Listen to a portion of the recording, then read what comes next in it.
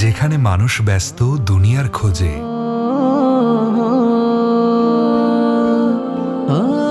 কেউ কেউ খোঁজে নিজেদের ভেতরের আলো।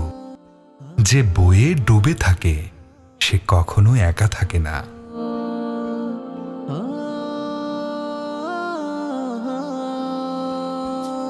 আরে বন্ধু, তুই পার্কেও বই পড়িস? তোর আর বই পড়ার নেশা গেল না। যেখানে মন আর পরিবেশ থাকে শান্ত, সেখানেই তো জ্ঞানের দরবার বসে বন্ধু। তুই তো বই পোকা, তোর জন্য একটা বিশেষ খবর আছে। ময়মনসিংহে আবারও ইসলামী বই মেলার আয়োজন করা হয়েছে।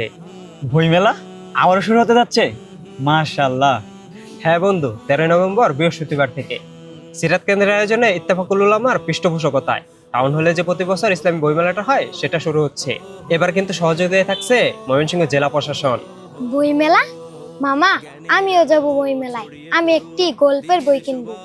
হ্যাঁ অবশ্যই যাবি, তোকে আর আপাকে নিয়ে যাবো ইনশাআল্লাহ। আর নারীদের জন্য রয়েছে স্পেশাল পর্ব নারী প্রহর নামে। সময় হচ্ছে প্রতি বছরের মতোই সকাল 10টা থেকে দুপুর 12টা পর্যন্ত। সত্যি প্রশংসনীয় বন্ধু।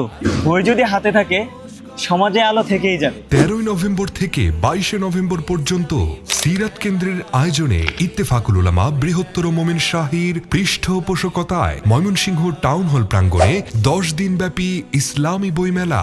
সহযোগিতায় ময়মনসিংহ জেলা প্রশাসন। ইসলামী বই মেলা ময়মনসিংহ।